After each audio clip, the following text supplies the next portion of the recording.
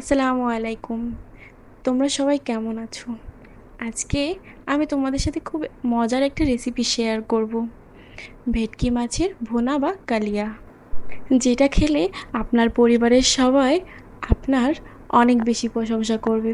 কারণ এই ভেটকি মাছের কালিয়াটা খেতে অনেক বেশি মজা লাগে। চলুন দেখে নেওয়া যাক আমি কিভাবে এই ভেটকি মাছের রেসিপিটা তৈরি করেছি।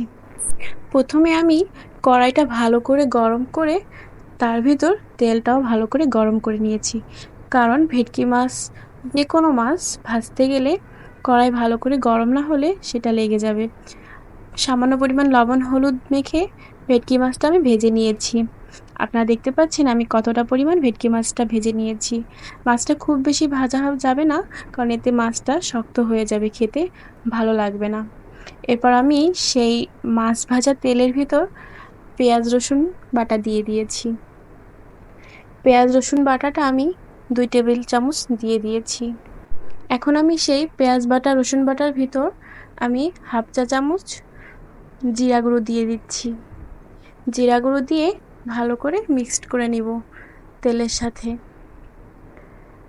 খেয়াল রাখতে হবে মশলাটা যেন পুড়ে না যায়, কারণ জিরা গুঁড়ো দেওয়া হয়েছে।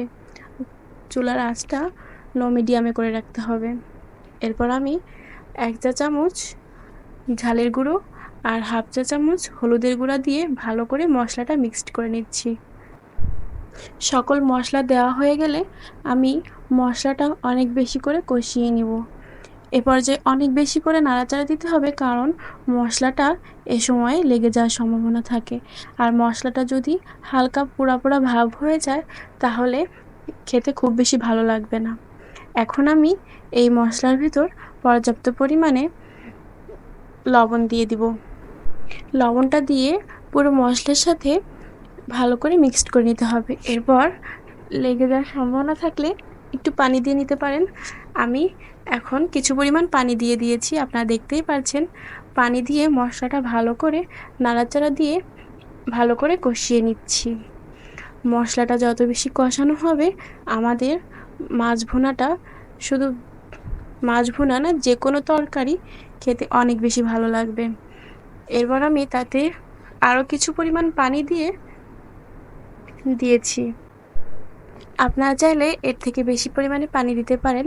আমি খুব বেশি মশলা রাখবো না, যে কারণে আমি অল্প পরিমাণ পানি দিয়েছি। এরপর মশলাটা যখন তেল ফোটা ফোটা হয়ে আসবে তখন আমি এর ভেতর একটা টমেটো 4 ফালি করে দিয়ে দিয়েছি। আমি টমেটোর বিচিগুলো রাখিনি, আপনারা চাইলে রাখতে পারেন, কারণ এই টমেটোর বিচে একটা টক ভাব থাকে যেটা মুখে পড়লে খুব বেশি ভালো লাগে না। এরপর আমি ভেজে রাখা মাছগুলো এই মশলাটার ভিতর দিয়ে দেব,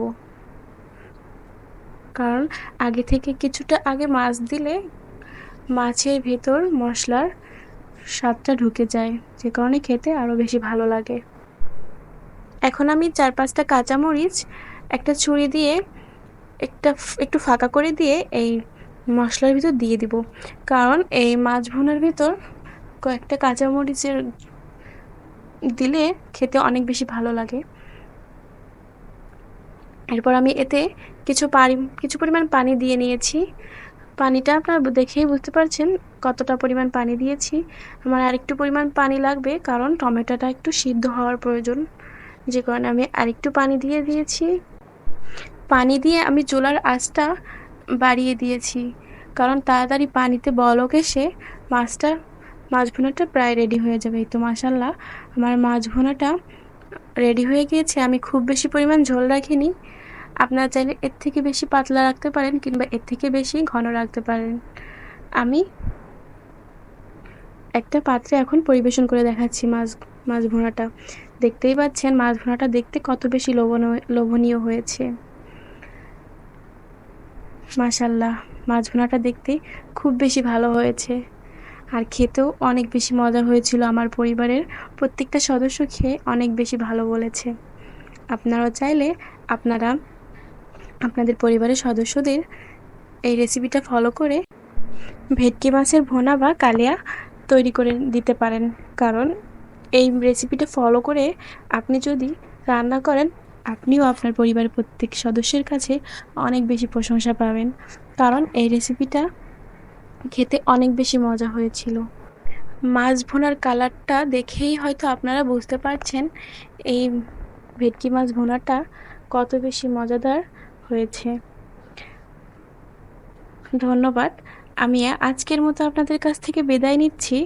তবে একটা কথা, তোমরা সবাই আমার চ্যানেলটি সাবস্ক্রাইব করে আমার চ্যানেলের পাশে থেকো এবং আমার ভিডিওতে লাইক, কমেন্ট, শেয়ার করো। আর রেসিপিটা কেমন হলো তোমরা কমেন্টে কিন্তু জানিও। ধন্যবাদ।